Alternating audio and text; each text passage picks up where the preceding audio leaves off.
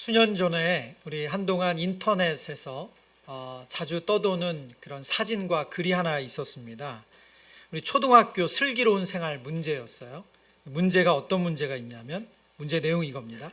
옆집 아주머니께서 사과를 주셨습니다. 뭐라고 인사를 해야 할까요? 이런 이제 아이들 실제 문제지더라고요. 그리고 그 아이가 연필로 쓴 답변을 이제 답이 나와 있었어요. 여러분, 옆집 아주머니께서 사과를 주셨습니다. 뭐라고 인사를 해야 할까요? 아이가 쓴 정답은 뭐였냐면 뭐 이런 걸 다. 그랬어요. 뭐 이런 걸 다. 아마 집에서 부모님이 하시던 얘기를 들은 것 같아요. 예, 선생님이 썼으면 하는 정답은 뭘까요? 감사합니다. 예, 똑같이 다로 끝나지만 네, 감사합니다였죠. 네. 감사의 중요성을 아이들에게 알리려고 이제 가르치는 그런 학교 수업의 내용이었습니다. 감사하는 삶이 우리 인생에 얼마나 중요하고, 그리고 이것이 우리의 삶의 질을 바꾸고 또 우리 공동체에 변화를 준다는 것, 이것은 교회뿐만이 아니라 사회 곳곳에서도 가르치고 있고 그리고 중요하게 여겨지고 있습니다. 그런 연구 중에 존 템플턴 재단이 400만 달러를 지원해서 5년 동안 감사에 대해서 전 세계적으로 연구를 했어요. 그리고 그 내용을 감사의 재발견이라는 책으로 담아서 냈습니다. 그 내용 중에 보면 심리학자이자 감사 전문가인 로버트 에머슨이 감사의 개념을 두 가지로 크게 정리를 합니다. 첫 번째 내용은 뭐냐면 우리에게 유익을 준 것이 세상에 존재한다는 긍정이다. 나에게 유익을 준다는 긍정이 세상에 있다는 긍정. 두 번째는 그 좋은 것을 우리에게 주기 위해 공모한 타자가 있다는 것이다. 조금 더 설명하면요. 첫 번째, 우리가 감사할 때 선물과 유익 등은 세상에 좋은 것이 있음을 우리에게 긍정하게 한다는 거예요. 그렇다고 삶이 완벽하다는 얘기는 아니다. 불평과 부담, 갈등을 못 본 척 하자는 얘기도 아니다. 삶은 큰 시야로 바라볼 때 그 속에 좋은 것이 있음을 발견하는 것이 감사다. 그러니까 이 땅 가운데 좋은 일이 있다. 우리가 감사할 때 그것을 발견하게 된다고 하고 그것을 우리가 긍정할 수 있다는 거죠. 두 번째는 좋은 것이 어디로부터 왔는지를 파악하는 것이다. 우리가 자긍심을 가질 만한 무언가가 우리의 행위에서 비롯되지 않았다는 얘기다. 감사는 타인에 대한 겸손한 의존이다. 우리가 이 땅 가운데 살면서 내가 뭘 잘하고 있고 성과를 냈다면 그건 나 혼자 잘해서만 된 것이 아니라는 거예요. 누군가 나를 도와줬기 때문에, 그리고 누군가의 수고가 있어서 그런 성과를 낼 수 있었다는 거죠. 그것이 누구인지 아는 것, 그것이 바로 감사라는 겁니다. 오늘 본문 누가복음 17장의 본문 말씀을 보아도 바로 이런 세상에 좋은 것이 있음을 보는 긍정, 그리고 또 그것을 주시는 누군가가 있다, 그것을 확인하는 내용이 본문에도 똑같이 등장합니다. 예수님께서 예루살렘으로 가시는 길에 이제 사마리아 접경 지역을 지나갔습니다. 이 접경 지역에 한 마을에 들어가시는데 어떤 한 성경학자가 이 마을의 이름을 데가볼리라고 좀 연구를 했더라고요. 그 지역을 봤을 때 데가볼리 지역이다라고 이야기를 합니다. 그 지역에 들어가셨을 때 10명의 나병 환자, 지금은 우리가 한센병이라고 그러죠. 이 한센병 환자들이 이 마을에 오시는 예수님을 보고 큰 소리로 멀리 서서 예수님을 부릅니다. 13절 말씀, 소리를 높여 이르되 예수 선생님이여 우리를 불쌍히 여기소서 하거늘. 지금 그들은 예수님께 간절하게 외칩니다. 그들을 불쌍히 여겨달라고. 성경을 보면 이 나병, 한센병에 대해서 일관된 메시지를 주거든요. 그 메시지의 내용은 뭐냐면 부정해서 공동체로부터 격리를 시킨다는 거예요. 레위기 13장 말씀입니다. 나병 환자는 옷을 찢고 머리를 풀며 윗입술을 가리고 외치기를 부정하다 부정하다 할 것이요 병 있는 날 동안은 늘 부정할 것이라. 그가 부정한즉 혼자 살되 진영 밖에서 살지니라. 나병, 이 한센병의 특징, 이 특징이 뭐냐? 부정한 병이에요. 부정하다는 것은 더럽다, 오염됐다는 뜻입니다. 그러니까 우리가 더러운 거 비하면 멀리 피해가죠. 우리가 오염됐다고 하면 그 지역을 안 가잖아요. 똑같습니다. 한센병 환자는 오염된 사람이에요. 더러운 사람이에요. 그래서 그는 그 공동체로부터 격리를 시키는 겁니다. 우리가 코로나 기간에 이 격리라는 단어가 우리에게도 이제 익숙해졌죠. 근데 참 제가 성경을 보면서 놀라운 것은 이 말씀을 주실 당시에 피부병을 진단하고 그들을 공동체로 격리시키고 다시 돌아오는 과정이 꼭 우리가 코로나 격리하는 거랑 똑같아요. 예, 여러분 한번 성경 레위기 13장을 나중에 보세요. 보시면 이 제사장들이 그 피부병이 전염성이 있는지 없는지를 확인하는 첫 번째 기간이 7일이에요. 요즘 우리가 7일 격리하죠. 예, 7일간 봅니다. 그래서 그 반점이나 그 뭐 붉은 거 털이 있는지 없는지 그걸 자세히 보고 7일 동안 지켜봅니다. 그 사람을 격리한 채로. 그리고 나서 봤을 때 이것이 어떤 호전이 있는지 혹은 변함이 없는지를 보고 전염 여부를 하죠. 그리고 또 한 번 격리를 해요. 이게 14일이에요. 14일 지나도 괜찮다 그러면 자유롭게 다닐 공동체로 들어올 수가 있습니다. 그게 이제 제사장이 하는 역할입니다. 그러나 일반 피부병과 달리 한센병은 고위험군에 속합니다. 성경에 등장하는 한센병의 내용을 보면 우선 불치병으로 분류가 돼요. 그리고 또 하나는 뭐냐면 하나님의 저주, 하나님의 징계로 이런 병에 걸린다는 거예요. 그 대표적인 사례가 민수기 12장입니다. 민수기 12장은 모세의 누이인 미리암이 모세에 대해서 반역을 하면서 하나님의 뜻을 거스르죠. 그것에 대해서 하나님께서 미리암을 징계하시는데 그를 징계하신 질병이 뭐냐? 한센병이었어요. 그러니까 미리암은 딱 그 순간부터 이 나병이 발병하자부터 공동체로부터 격리가 됩니다. 그러니까 하나님께서 내리신 질병이죠. 또 성경 열왕기하에 등장하는 내용을 보면 군대 장관 나아만, 아람 사람이죠. 아람 군대의 장관이에요. 그런 돈도 있었고 권력도 있었습니다. 그런데 온 나라를 다 뒤져도 그의 질병을 치료할 수 있는 의사가 없어요. 그 집에 있는 여종이 너무 그 주인을 안타깝게 여겨서 얘기를 하죠. 이스라엘에 가면 엘리사라는 선지자가 있는데 그 사람은 고칠 수 있다. 그래서 군대 장관 나만이 그 불치병을 가지고 이 이웃 나라인 이 엘리사를 찾아가게 되는 거잖아요. 이렇게 한센병에 걸린 사람들은 불치병이고 하나님의 저주를 받았다라고 사람들이 인식했던 병입니다. 그래서 그들에게 가장 큰 고통이 뭐냐? 바로 사회적인 낙인이에요. 그들은 더럽고 부정하다. 그로 인해서 그들은 도시와 사회로부터 추방되었고 가족으로부터 또 공동체로부터도 완전히 격리된 생활을 할 수밖에 없었습니다. 이런 이들이 지금 예수님을 만났어요. 그리고 예수님께 부르죠. 뭐라고 부릅니까? 예수 선생이여라고 불러요. 어떻게 보면 지금 이 10명의 나병 환자들, 한센병 환자들은 예수님이 메시아라는 것을 제대로 알지 못합니다. 그러니까 바른 믿음은 아니에요. 온전한 믿음이 아니죠. 그런데 그들이 예수님을 향해서 불쌍히 여겨달라고 큰 소리로 외칩니다. 그리고 예수님은 그들의 간청을 들으시고 그들을 불쌍히 여겨주세요. 불쌍히 여기다라는 성경에 나오는 단어가 스플랑크 니조마이라는 단어입니다. 좀 어렵지만 스플랑크 니조마이. 이 단어의 이제 헬라어 사전적 정의를 보면 이렇게 정리가 되어 있습니다. 깊이 감동되다. 그리고 가로 열고 창자라고 써져 있어요. 그리고 내면적으로 깊이 영향을 받다. 특히 동정이나 연민으로 애끓는 마음의 측면으로. 무슨 말입니까? 이 스플랑크 니조마이라는 뜻은 누군가를 향해서 애끓는 마음이 있다는 거예요. 너무 안 됐다. 그 강한 연민을 가지는데 그게 심지어 창자가 끊어질 듯한 통증을 느끼는 것 같은 그런 강한 연민, 그런 애끓는 마음을 갖는 것, 이게 불쌍히 여기는 마음이라는 거예요. 여러분, 예수님께서 지금 이 10명의 한센병 환자들이 저희를 불쌍히 여겨달라고 외칠 때 그들을 보시면서 불쌍히 여기셨어요. 성경 곳곳에 예수님이 사람들을 불쌍히 여기는 장면은 우리가 볼 수 있죠. 마태복음 15장 32절에 우리 같이 읽겠습니다. 예수께서 제자들을 불러 이르시되 내가 무리를 불쌍히 여기노라. 그들이 나와 함께 있은지 이미 사흘임에 먹을 것이 없도다. 길에서 기진할까 하여 굶겨 보내지 못하겠노라. 아멘.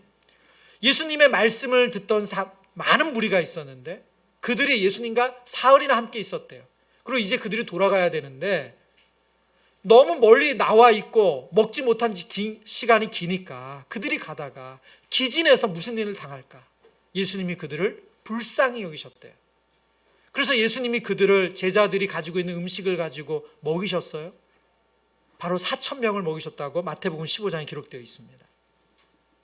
그렇다면 예수님께서 이렇게 사람들을 불쌍히 여기는 것이 당연하고 마땅한 것인가요? 예수님께서 우리를 불쌍히 여겨주시는 것이 당연한 것입니까? 오늘 본문에 보면 여기에서 예수님이 우리에게 가르치시고자 하는 감사의 첫 번째 원리가 있습니다. 감사를 가르치시는 예수님의 첫 번째 원리는 당연한 것이 아니라 모든 것이 은혜라는 거예요. 한센병 환자들이 멀리서 예수님께 호소할 때 14절에 이어서 이렇게 말씀하고 있습니다. 보시고 이르시되 가서 제사장들에게 너희 몸을 보이라 하셨더니 그들이 가다가 깨끗함을 받은지라. 오늘 본문의 시작이 어떤 단어로 시작됩니까? 보시고에서 시작하죠. 보시고.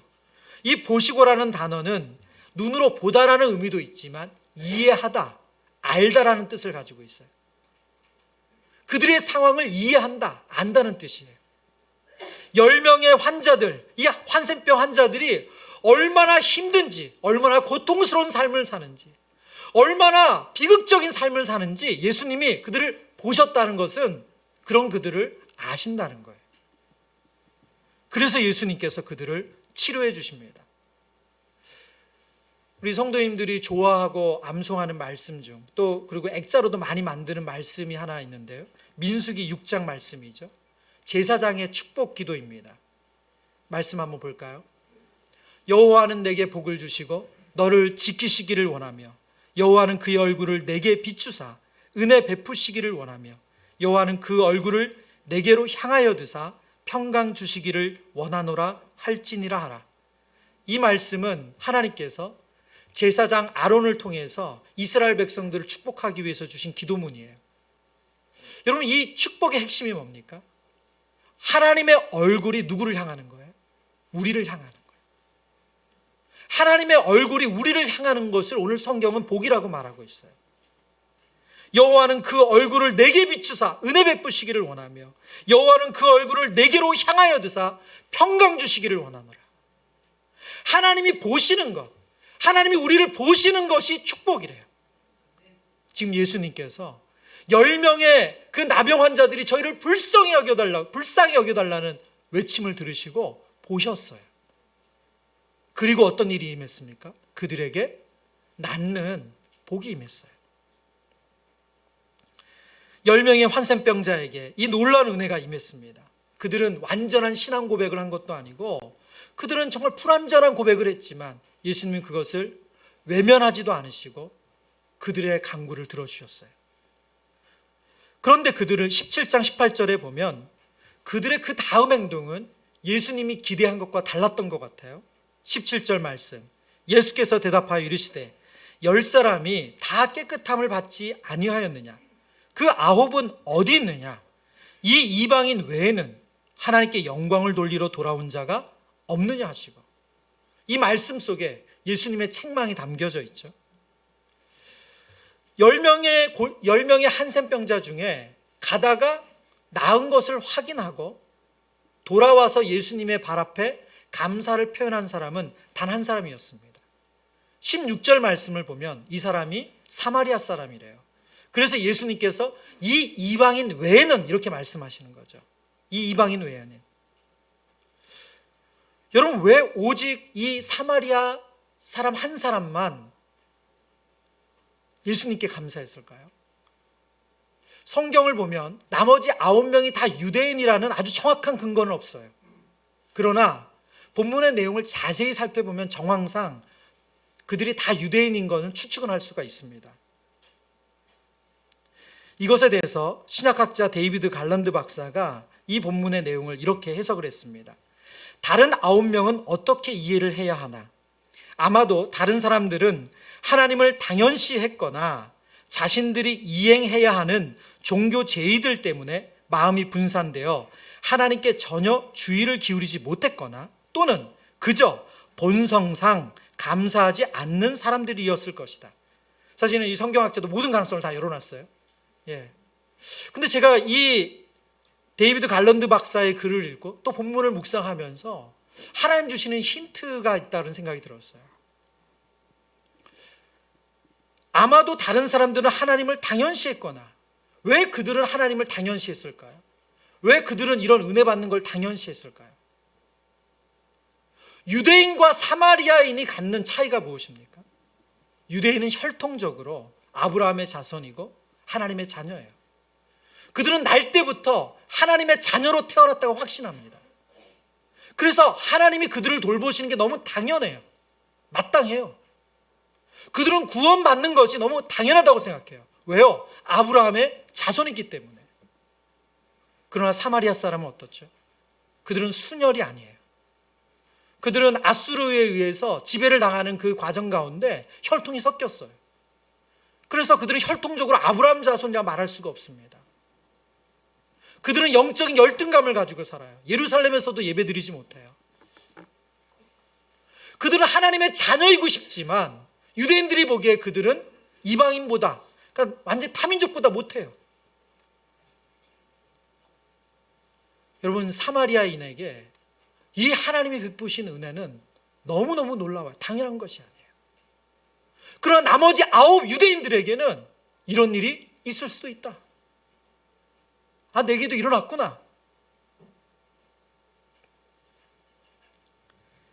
여러분, 말씀을 준비하면서 저희 아이들 어린 시절이 생각이 났어요. 저희 이제 아이들이 집에 이제 있을 때 제가 갑자기 이제 뭐 토요일이나 이럴 때 갑자기 중간에 딱 들어갈 일이 있으면 아이들이 친구들을 데려서 놀 때가 있어요. 그러면 이제 제가 너무 자연스럽게 묻죠. 너희들 뭐는 먹었니? 아빠 뭐 사줄까? 이제 그렇게 묻죠. 그럼 아이들이 사주세요 막 그러죠. 그럼 애들이 사달라는 건 거의 둘 중에 하나입니다. 피자 아니면 치킨. 네. 그러면 이제 제가 이제 그걸 시켜주잖아요. 그럼 그게 배달돼서 와요. 그걸 배달돼서 오고 나면 진심으로 감사하는 누굴까요? 그렇죠. 다른 집 아이예요. 우리 집 아이들은 너무 당연하게 먹어요. 나 도착하자마자 아빠 드세요 이런 말도 안 해요. 그냥 먹어요. 너무 맛있어. 그러나 다른 집 아이들은 달라요. 다른 집 아이들은 저를 그때부터 존경의 눈빛으로 바라보면서 이렇게 귀한 분이, 자기는 잠시 놀러 온 것뿐인데 이런 큰 혜택을 누리다니. 그래서 꼭 감사하다고 인사하고 잘 먹겠다고 하고 그리고 먹죠. 왜요? 그 아이에게는 제가 사주는 피자가, 제가 사주는 치킨이 당연한 게 아니에요. 은혜죠, 은혜. 아마 집에 가서 그랬을 거야. 헐, 대박. 나 오늘. 여러분, 유대인들에게 하나님의 은혜는 이렇게 당연하게 여겨졌지만 사마리아인인 나병 환자에게는 그렇지 않아요. 예수님께서 우리에게 감사를 가르치고 계십니다. 모든 것은 당연한 것이 아니라 하나님의 은혜라고 말씀하고 있어요. 여러분, 지난 1년을 이 관점으로 여러분의 삶을 조목조목 짚어보시면서 감사하시길 바랍니다.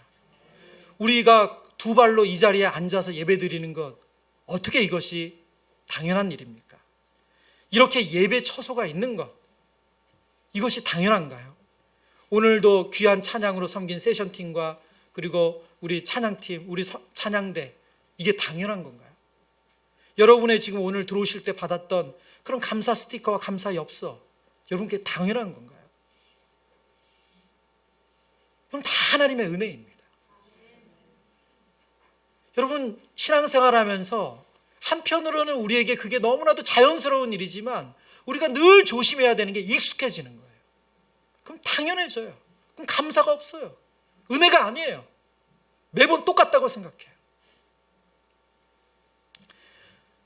두 번째, 감사를 가르치는 예수님. 두 번째 우리에게 가르치시는 내용은 감사는 영광을 하나님께 돌리는 것임을 알려주고 있습니다. 오늘 본문 15절 16절, 그 중에 한 사람이 자기가 낳은 것을 보고 큰 소리로 하나님께 영광을 돌리며 돌아와 예수의 발 앞에 엎드려 감사하니 그는 사마리아 사람이라. 지금 이 10명의 나병 환자들을 보면 이분들이 낫는 과정도 참 놀랍죠. 왜냐하면 예수님께서 고쳐주신 다음에 가라 그런 것이 아니라 그들에게 너희 몸을 제사장들에게 보이라고 말씀하셨어요. 근데 그들은 놀랍게도 그 예수님의 말씀을 믿고 제사장들의 그 몸을 보이러 갔어요. 그리고 가는 길에 그들의 몸이 나았어요. 그러니까 이 10명도 참 대단한 거죠. 그런데 이 10명이 다 자기가 나은 것을 알았어요. 본문에 보니까. 근데 유독 이 사마리아 사람 한 사람만이 자신이 나은 것에 대해서 감격하고 그것을 감사로 이어가죠. 근데 오늘 본문에 보면 이 사마리아 사람이 하나님께 영광을 돌리며 감사하는 것이 아주 구체적이고 자세하게 표현되어 있습니다. 15절, 16절 그의 반응을 볼까요? 15절입니다. 그 중에 한 사람이 자기가 낳은 것을 보고 어떤 소리로요? 큰 소리로. 그리고 하나님께 영광을 돌리며 돌아왔다고 말하고요. 16절에 보면 예수님의 발 앞에 엎드려 감사했다고 말합니다. 이 세 단어가 이 사마리아 사람이 하나님께 어떤 마음으로 영광을 돌렸는지를 알려줍니다. 먼저 이 크다, 큰 소리, 이 크다라는 단어가 메가스라는 단어예요. 메가스, 헬라어로 메가스. 여러분 어디서 뭐 들어본 적 있지 않습니까? 커피 중에 땡땡 커피가 있어요. 예, 극장 중에 땡땡 박스. 네, 무슨 뜻이에요? 메가, 크다, 위대하다 그런 뜻입니다. 지금 이 사람이 정말로 큰 소리로 하나님의 영광을 찬양한 거예요. 그는 사마리아 사람이니까 유대인 9사람과 가는 길이 다르죠. 완전히 자신이 이전에 살던 곳을 향해서 제사장을 향해서 가고 있어요.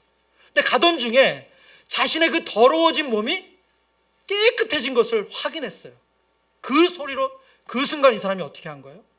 큰 소리로 하나님을 찬양하고 영광을 돌린 거예요.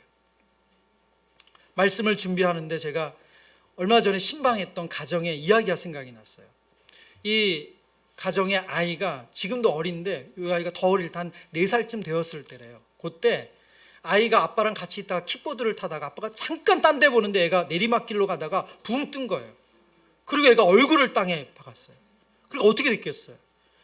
애를 딱 들어 올리니까 막 얼굴이 피범벅이래요. 애가 막 입술 터지고 그 다음에 나중에 뭐 이도 아이가 잘못됐다고 하더라고요. 그러니까 이 아빠가 그 애를 들쳐 그다음 끌어안고 그때부터 차로 뛴 거죠. 예. 근데 애가 아빠 품에 안겨서 얼마나 놀랬겠어요. 애가 막 피는 철철 흐르고. 그러니까 그 애가 아빠 품에 안겨서 아빠 혹은 엄마 이래야 되잖아요. 근데 그 애가 뭐라고 했냐면 하나님 저 좀 살려주세요. 하나님 저 좀 안 아프게 해주세요. 애가 동네 떠나가라고 그렇게 외쳤다는 거예요. 아빠 품에 안겨서.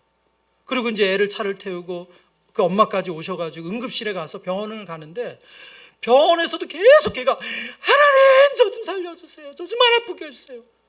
정말 너무 크게 계속 외쳤다는 거예요.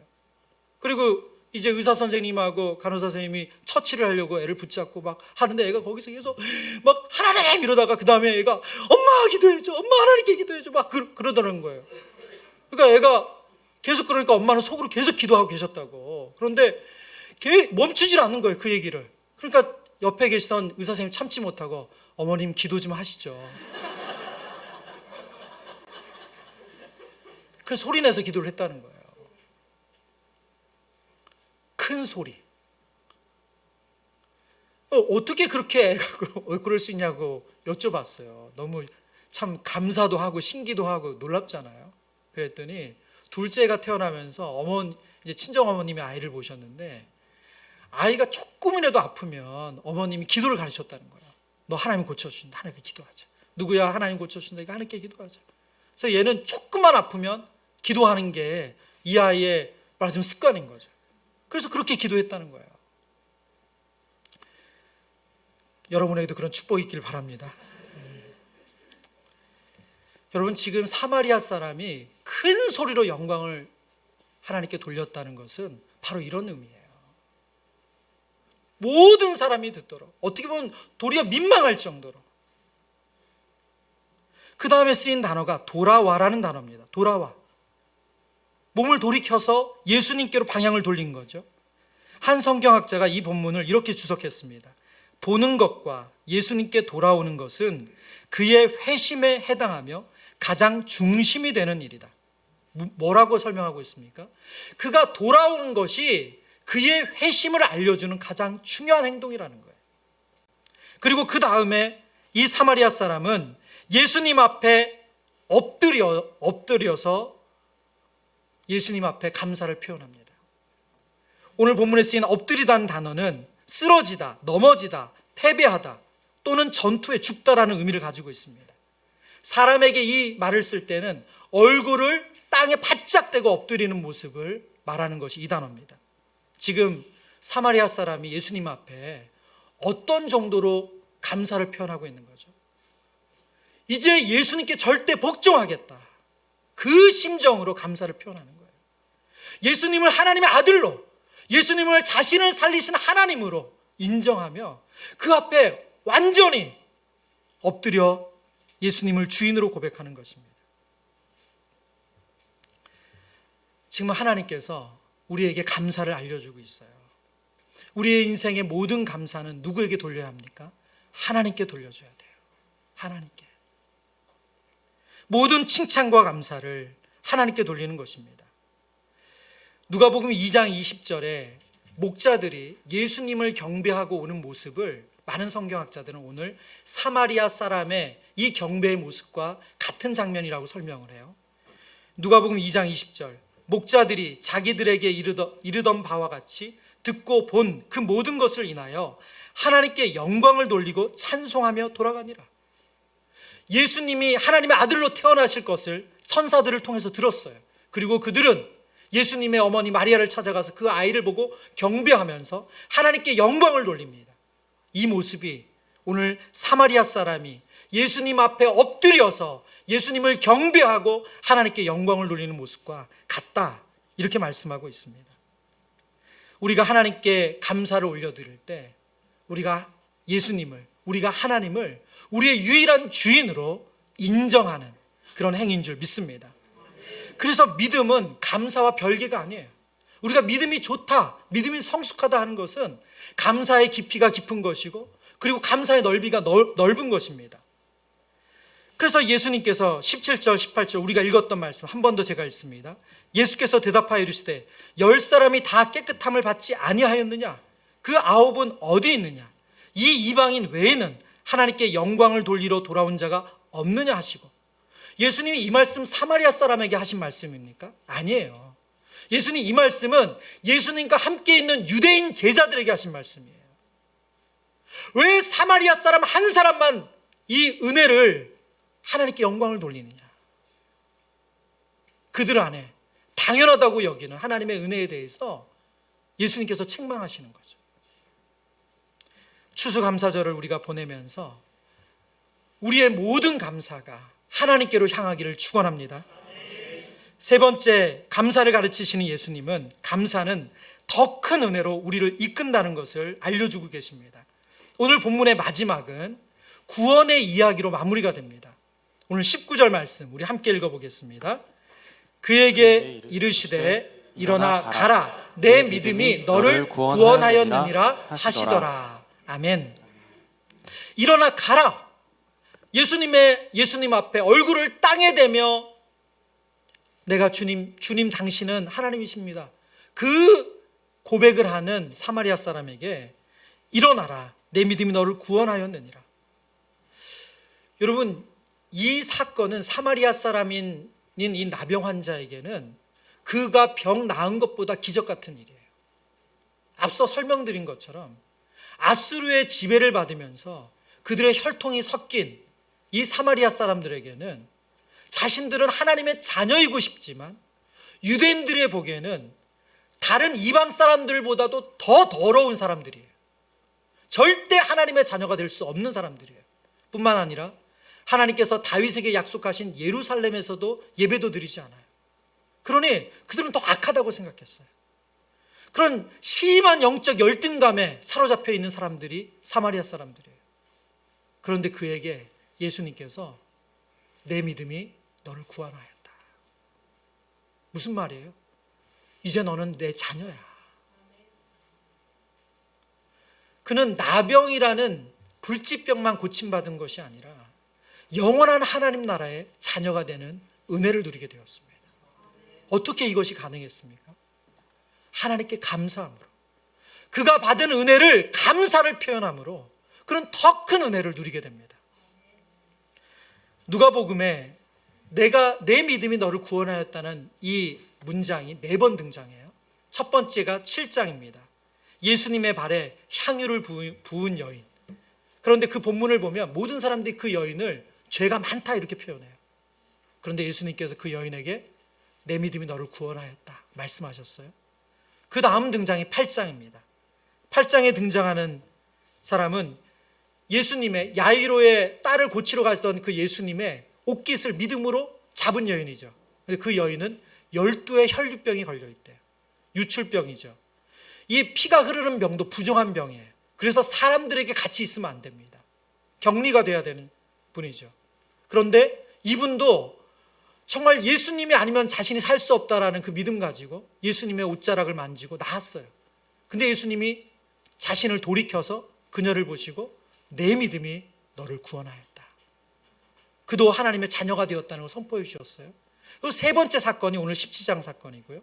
그리고 마지막 네 번째 사건이 18장에 나오는 맹인인데 구걸을 하는 사람이에요. 그가 다윗의 자손 예수여 라고 외칠 때 예수님께서 그를 고쳐주시면서 내 믿음이 너를 구원하였다 말씀하세요.